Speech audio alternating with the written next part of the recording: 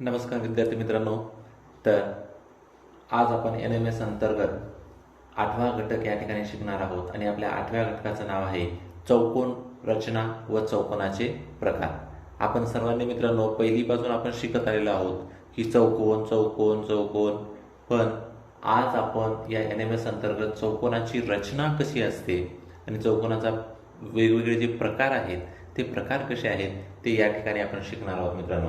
आणि सर्वप्रथम आपण सगळ्यांनी म्हणजे चौकोन म्हणजे आपल्याबरोबर एक आकृती येते, लगेच आपल्याला आठवते की बाबा चौकोन अशा प्रकारचा असतो. पण चौकोनामध्ये त्याचे जे काही प्रकार आहेत ते प्रकार तुम्ही आता 6वी 7वीला आणि 8वीला पण आता शिकलेला आहात. आणि तेच चौकोनाचे प्रकार, त्याचे काही गुणधर्म आहेत, ते गुणधर्म सुद्धा आपण या पाठामध्ये अभ्यासणार आहोत. आणि चौकोनाची रचना कशी करता येते, कुठल्या कुठल्या गोष्टी आपल्याला माहिती असल्याच्या नंतर आपण चौकोनाची रचना करू शकतो. आणि त्याचबरोबर मग तो हाच चौकोन आहे म्हणजे नेमका समांतरभुज आहे, समभुज आहे, समलंब आहे की आयत आहे की तो चौरस आहे, हा कसा ओळखायचा ते आपण या पाठामध्ये शिकणार आहोत. चला तर मग लगेच सुरुवात करूया आणि लक्षपूर्वक हा पाठ तुम्ही पहा. यातील महत्त्वाचे जे संबोध आहेत, चौकोनाचे प्रकार आहेत, चौकोनाची रचना आहे आणि चौकोनाचे जे गुणधर्म आहेत ते तुम्ही शिकून घ्या आणि जास्तीत जास्त त्याचा सराव करा, त्याला पाठांतर करा, तरच तुम्हाला हा सोपा घटक जाणार आहे आणि एकदम सोप्या पद्धतीने मी तुम्हाला सांगणार आहे. तर चला तर मग करूया सुरुवात. बघा विद्यार्थी मित्रांनो, या ठिकाणी चौकोन, आता चौकोन म्हणजे काय हे आपल्याला माहिती असणं खूप महत्वाचं आहे. तर चौकोनाची व्याख्या काय आहे मित्रांनो, तर 4 बाजू आणि 4 कोन असणाऱ्या बंदिस्त आकृतीला चौकोन म्हणतात.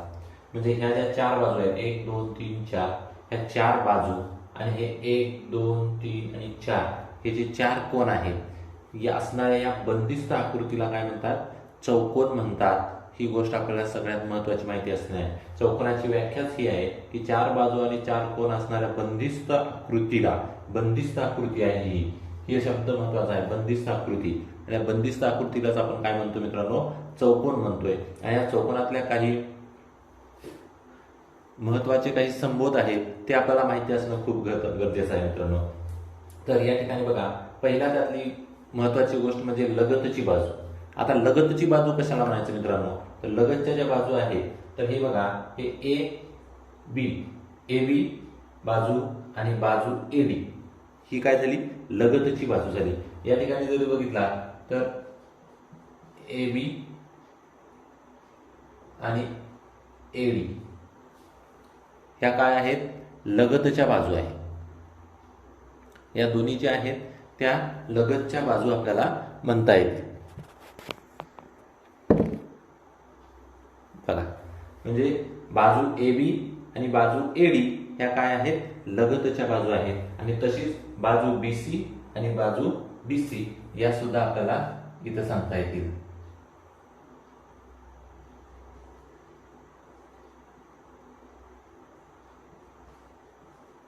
बाजू BC आणि बाजू DC या सुद्धा काय आहेत, लगतच्या बाजू आहेत. हे आपल्याला समजलं पाहिजे. AB आणि ह्या बाजू म्हणजे यांचा जो शिरोबिंदू असतो तो हा एक सामायिक असतो, त्याला लगतची बाजू म्हणतो. त्यानंतर आहे सम्मुख भुजा. सम्मुख म्हणजे काय, समोरासमोरच्या, आणि भुजा म्हणजे काय, बाजू. आता सम्मुख भुजा म्हणजे काय, तर हे AB आणि हे BC म्हणजे या ठिकाणी समोरासमोर आहेत ते AB DC. तसंच हे AD आणि ही BC म्हणजे काय, ह्या समोरासमोर आहेत म्हणून त्यांना काय म्हणायचे, सम्मुख भुजा, समोरासमोरील बाजू किंवा भुजा. त्यानंतर तिसरा संबंध आहे आपला लगतचे कोन. आता लगतचे कोन कशाला म्हणायचं, तर लगतच्या बाजूंनी किंवा लगतच्या भुजांनी जो केलेला कोन आहे त्याला म्हणायचे लगतचे कोन. आता या ठिकाणी बघितला तर हा A आणि B हा जो कोन आहे हे झाले लगतचे कोन, किंवा A आणि इथला D चा कोन हे झाले लगतचे कोन. B आणि हा C चा कोन हा लगतचा झाला. D आणि C चा कोन हे काय झाले, लगतचे कोन. इथं लिहितो मी, म्हणजे कोन ए, कोन बी, तसंच कोन ए, कोन डी, तसंच कोन बी आणि कोन सी. आता हे तुम्हाला समजलं असेल की लगतचे कोन आपण कशाला म्हणायचे. त्यानंतर या ठिकाणी सम्मुख कोन. सम्मुख कोन म्हणजे समोरासमोरील कोन. सम्मुख म्हणजे समोरासमोरचे कोन. आता कोन ए आणि कोन सी, कोन ए, कोन सी. त्यानंतर कोन बी आणि कोन डी, कोन बी आणि कोन डी. हे काय समोरासमोरील कोन आहेत म्हणून त्याला सम्मुख कोन म्हणलं जातं. आणि त्यानंतर पाचवा आहे कर्ण. कर्ण कशाला म्हणतात मित्रांनो, तर समोरासमोरील जे शिरोबिंदू आहेत किंवा कोन आहेत त्यांना जोडणाऱ्या या रेषेला, समोरासमोरील जोडणाऱ्या शिरोबिंदूच्या या रेषेला कर्ण म्हणतात. कर्णाची पण आपल्याला व्याख्या माहिती पाहिजे. समोरासमोरील जोडणाऱ्या शिरोबिंदूंना कर्ण असे म्हणतात. आणि हे जे या ठिकाणी एसी आणि हे बीडी हे जे आहे इथं एसी आणि बीडी, तर हे काय आहेत, कर्ण आहेत. आणि कर्ण हा काय करतात, तर समोरासमोरील शिरोबिंदू जोडतात.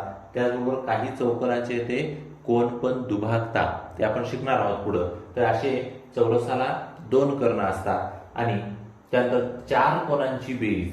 आणि या चौकोनाच्या जर कोन ए, कोन बी, कोन सी आणि कोन डी या सगळ्यांची जर बेरीज केली, म्हणजे चारही यांची जर बेरीज केली तर ती किती येते मित्रांनो, तर 360 अंश.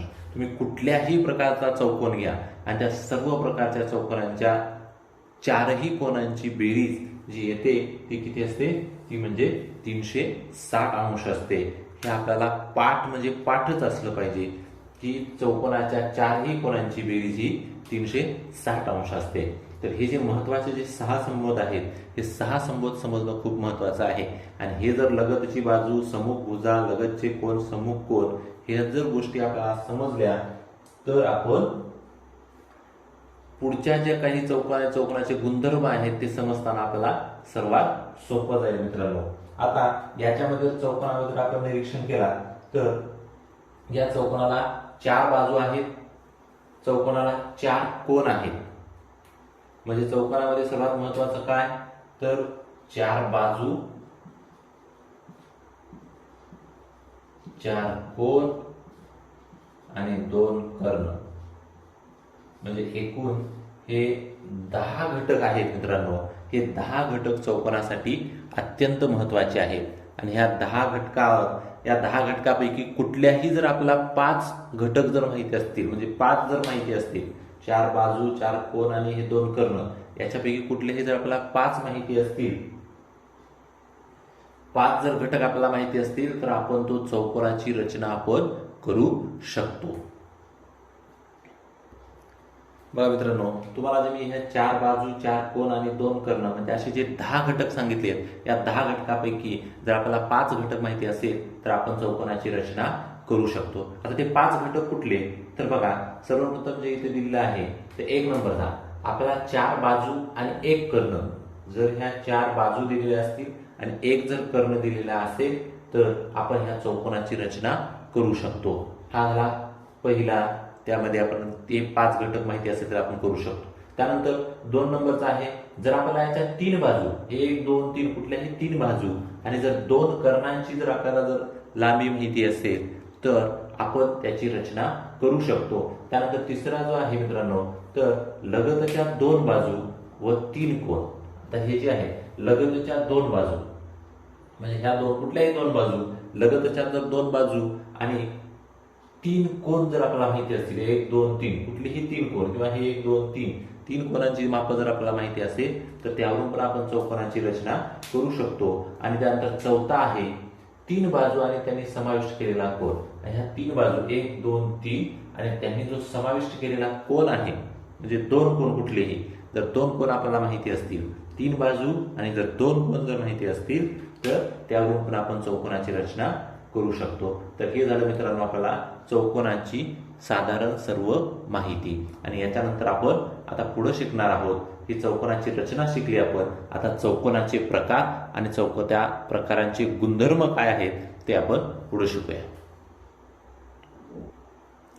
बघा मित्रांनो, यातला चौकोनाचा जो प्रकार आहे, या प्रकारातील पहिला प्रकार आहे तो म्हणजे चौरस. आता चौरस कशाला म्हणायचा मित्रांनो, तर लक्षात घ्या, ज्या चौकोनाच्या सर्व बाजू एकरूप असतात आणि सर्व कोन काटकोन असतात त्या चौकोनाला चौरस म्हणायचं. बघा, ही आहे आकृती चौरसाची. तर याच्या चारही बाजू ह्या काय आहेत, एकरूप आहेत, म्हणजे समान लांबीच्या असतात. बाजू AB ची जर 2 मीटर लांबी असेल, BC ची पण 2, CD ची पण 2 आणि AD ची पण 2च असते, त्याला आपण एकरूप म्हणतो. म्हणजे ह्या चारही बाजू काय असतात, एकरूप असतात आणि सर्व जे कोन असतात, हे सर्व कोन ते काय असतात, काटकोन असतात. त्याला आपण काय म्हणतो, चौरस म्हणतो. आणि ही झाली चौरसाची व्याख्या. पण त्याचे गुणधर्म पण आहेत, त्याचे गुणधर्म पण या ठिकाणी बघूया आपण. तर काय आहे पहिला गुणधर्म, काय, सर्व बाजू एकरूप असतात. आता तुम्हाला सांगितलं सर्व बाजू एकरूप असतात, सर्व कोन एकरूप असतात. सर्व कोन हा म्हणजे सर्व कोन जे असतात ते 90 अंश म्हणजे काटकोनच असतात. हा सुद्धा 90 अंशाचा, हा 90 अंशाचा, हा 90 अंशाचा आणि हा सुद्धा 90 अंशाचा. कर्ण एकरूप असतात. हे जे कर्ण आहेत BD आणि AC हे सुद्धा एकरूप आहेत, म्हणजे समान लांबीचे असतात आणि कर्ण एकमेकांचे लंब दुभाजक असतात. या ठिकाणी बघा, लंब दुभाजक म्हणजे या ठिकाणी 90 अंशाचा कोन दाखवलेला आहे आणि हे कर्ण जे आहेत ते एकमेकांचे लंब दुभाजक असतात आणि या ठिकाणी 90 अंशाचा कोन करतात. त्यामुळे त्यांचे कर्णाचे हे जे 2 भाग होतात, दुभागतात, त्या ठिकाणी त्याचे समान लांबीचं अंतर तयार होतं आणि हे झाले चौरसाचे आपल्या गुणधर्म. आता मग चौरस आपण कसा काढू शकतो, मग कुठल्या गोष्टी आपल्याला माहिती पाहिजे, तर त्याच्यासाठी मित्रांनो या ठिकाणी मी तुम्हाला माहिती द्या. चौरस आपण काढू शकतो कधी, जर एका बाजूची लांबी दिली असेल, एका बाजूची दिली असल्यामुळे बाकी सगळ्या एकरूप असल्यामुळे आपण चौरस काढू शकतो. आणि दुसरा एक पर्याय आहे ते म्हणजे एका कर्णाची लांबी दिली असेल. या जर एका कर्णाची लांबी दिली तर दुसरा कर्ण काय आपल्याला लगेच समजतो, कारण त्याची बाजू आपल्याला समजते किंवा एवढ्या लांबीचा आहे एकरूप असल्यामुळं, आणि त्यावरून पण आपण काय करू शकतो, चौरस काढू शकतो. तर हे चौरसाचे गुणधर्म आपल्याला पाठ असले पाहिजे. आणि दुसरं म्हणजे आता तुम्हाला सांगितलं, चौकोनाच्या ह्या चौरसाच्या चारही कोनांच्या मापांची बेरीज किती असते, 360 अंश असते. हे आपण आपल्याला पाठच राहिलं पाहिजे. ते सगळ्यात चौरसासाठी किंवा चौकोनासाठी ते गुणधर्म आहे, तो सगळ्यात चौकोनाला, त्यासाठी तो एक तुम्ही पाठच करून ठेवा. बघा मित्रांनो, हा आहे चौकोनाचा दुसरा प्रकार. दुसरा प्रकार म्हणजे हा, याला काटकोन चौकोन किंवा आयत म्हणतात, लक्षात ठेवा. त्यालाच काटकोन चौकोन म्हणतात किंवा त्यालाच आयत म्हणतात. तर याचा काय आहे त्याची व्याख्या, तर ज्या चौकोनाचे चारही कोन काटकोन असतात, हे चारही कोन काटकोन असतात आणि समूह भुजा एकरूप असतात. समूह भुजा म्हणजे ह्या समोरासमोरील ज्या बाजू आहेत त्या काय असतात, एकरूप असतात. त्यांना आपण काटकोन चौकोन किंवा त्यांना काय म्हणतो, आयत असं म्हणतो. या ठिकाणी आपल्याला आयत दिला आहे PQRS, आणि या ठिकाणी बघा आयताच्या या ठिकाणी गुणधर्म पण तुम्हाला सांगितलेले आहेत. गुणधर्म काय आहे, पहिला गुणधर्म आहे समूह भुजा एकरूप असतात. समोरासमोरील ज्या बाजू आहेत त्या काय असतात, एकरूप असतात. म्हणजे या ठिकाणी PQ ची जेवढी लांबी आहे तेवढीच या ठिकाणी SR ची पण असते. म्हणून ह्या समोरासमोरील ज्या बाजू आहेत त्या काय असतात, एकरूप असतात. त्यानंतर प्रत्येक कोन काटकोन असतो. बघा या ठिकाणी याचा प्रत्येक कोन काय आहे, काटकोन आहे. आणि तिसरा जो गुणधर्म आहे, कर्ण एकरूप असतात. हे जे कर्ण आहे PR आणि QS, हे कर्ण सुद्धा काय आहेत, एकरूप असतात, म्हणजे समान लांबीचेच असतात. आणि कर्ण एकमेकास दुभागतात. हे जे कर्ण आहे ते या दोन ठिकाणी म्हणजे या O या ठिकाणी काय होतात, एकमेकांना दुभागले जातात. या O या छेदनबिंदू आहे त्यांचा. आणि आता हे झाले आयताचे गुणधर्म. तर आयत आपण कधी काढू शकतो, तर लांबी व रुंदी. जर आयताची आपल्याला लांबी आणि रुंदी जर माहिती असेल तर आपण आयत काढू शकतो. त्यानंतर एक बाजू व एक कर्ण. जर आयताचा आपल्याला एक बाजू आणि एक जर कर्ण माहिती असेल तरी पण आपण आयत काढू शकतो. आणि तिसरा आहे एक कर्ण आणि कर्णाच्या छेदनबिंदूशी होणारा कोन. आणि या ठिकाणी आपल्याला एक कर्ण आणि कर्णाच्या या छेदनबिंदूशी या ठिकाणी होणारा जर एक जरी कोन आपल्याला माहिती असेल तरी आपण त्यावरून आयत काढू शकतो. तर अशा प्रकारे हे आपला दुसरा प्रकार आहे चौकोनाचा, काटकोन चौकोन किंवा आयत. या आपण त्याचे ही गुणधर्म आणि तो कधी काढू शकतो याची माहिती या ठिकाणी अभ्यासली. चला तर मग पुढचा शिकूया. बघा मित्रांनो, हा आहे चौकोनातील तिसरा प्रकार. आणि तिसरा काय आहे तर समभुज चौकोन. समभुज चौकोन कशाला म्हणायचं? ज्या चौकोनाच्या सर्व बाजू समान लांबीच्या म्हणजे एकरूप असतात. हे एबीसीडी या ठिकाणी चौकोन दिलेला आहे. या चौकोनातील ज्या सर्व बाजू ज्या आहेत त्या सर्व बाजूंची लांबी समान असते आणि म्हणून याला समभुज चौकोन म्हणतात. समान असते म्हणजे चारही बाजू ह्या काय असतात? एकरूप असतात, म्हणून या चौकोनाला समभुज चौकोन असं म्हणतात. आता हेच आपण चौरसामध्ये पण शिकले. चौरसामध्ये काय शिकले की चारही बाजूंची लांबी समान असते. तसंच समभुज चौकोनामध्ये पण चारही बाजूंची लांबी समानच असते. पण फरक काय आहे तर चौरसामध्ये प्रत्येक कोन काटकोन असतो, तर समभुज चौकोनामध्ये हा प्रत्येक कोन काटकोन नसतो. हा सगळ्यात महत्त्वाचा फरक आहे मित्रांनो चौरस आणि समभुज चौकोनामध्ये. तर समभुज चौकोनाचे या ठिकाणी आपण गुणधर्म अभ्यासूया. तर पहिला गुणधर्म काय आहे तर सर्व बाजू एकरूप असतात. त्या चारही बाजू एकरूप असतात म्हणजे समान लांबीचे असतात. सम्मुख कोन एकरूप असतात.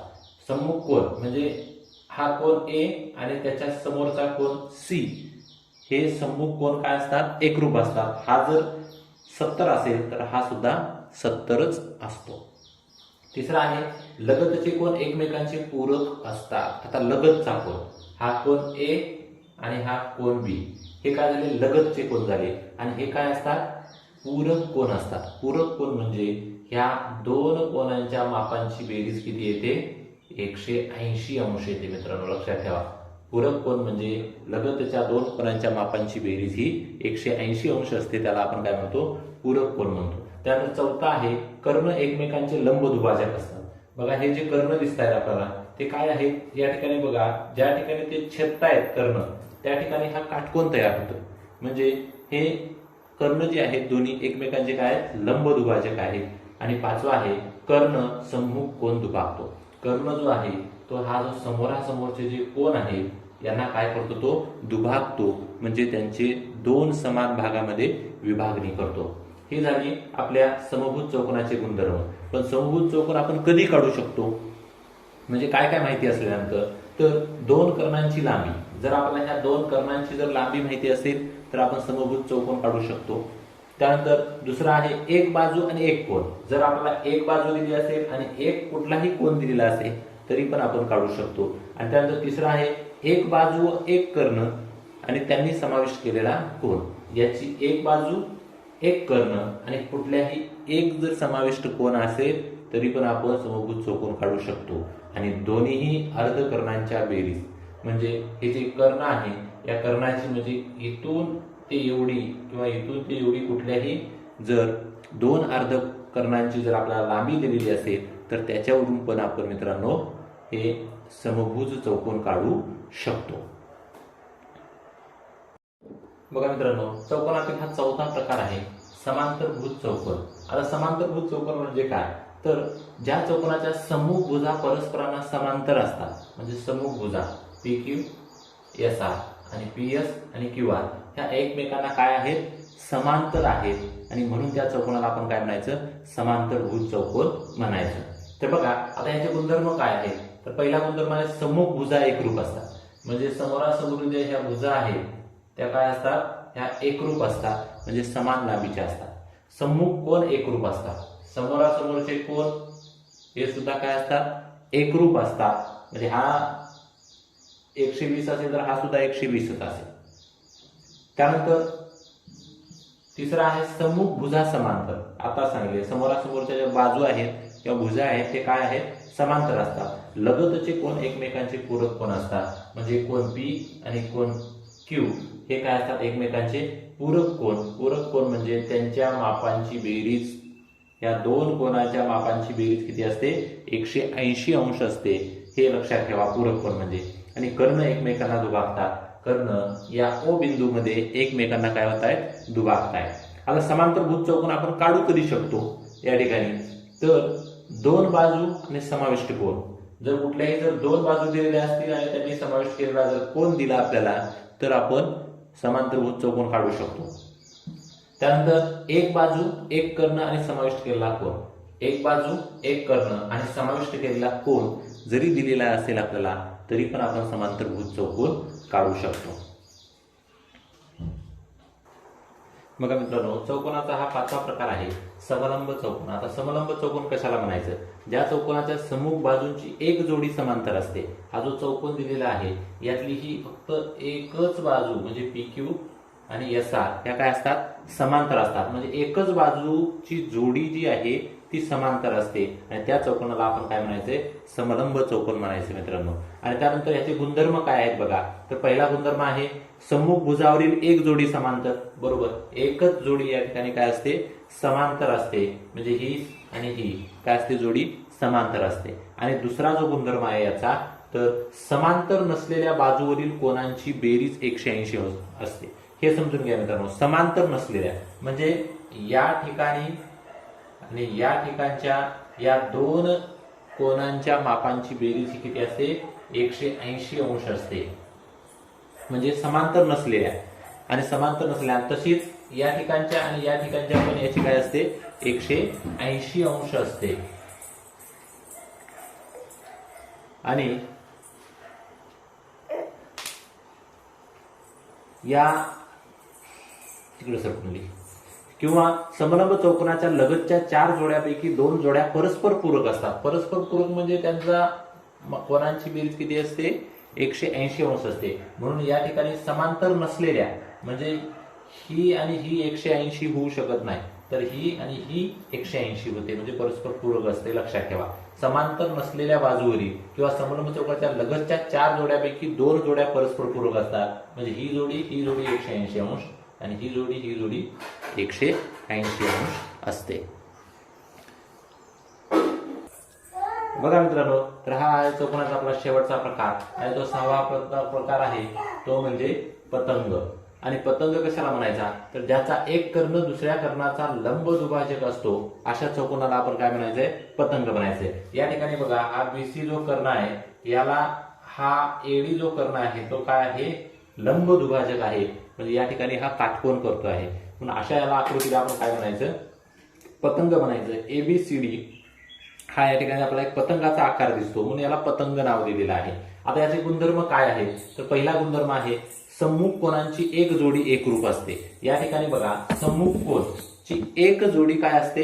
एकरूप असते. म्हणजे कोन या ठिकाणी तुम्हाला मी सांगतो की समजा कोन ABD म्हणजे हा कोन ABD एकरूप कोन ACD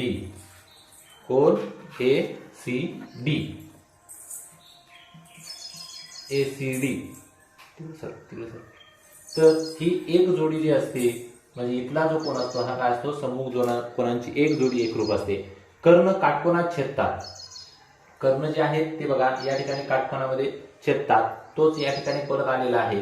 कर्ण काटकोन दुभागतो म्हणजे हा जो सम्मुख कोनांची जी एकरूप जोडी आहे आणि यांच्या शिरोबिंदूतला जो कर्ण आहे या कर्णाला हा कर्ण काय करतो? दुभागतो किंवा लंब आहे. आणि तिसरं जे आहे, लगतच्या 2 बाजूंच्या जोड्या एकरूप असतात. तर ही बाजू AB आणि AC ह्या काय असतात? एकरूप असतात. आणि बाजू BD आणि CD ह्या 2 बाजू काय असतात? एकरूप असतात. तर अशा प्रकारे मित्रांनो आज आपण चौकोनची रचना व चौकोनाचे प्रकार असे एकूण आपण 6 प्रकार शिकले आहेत. धन्यवाद.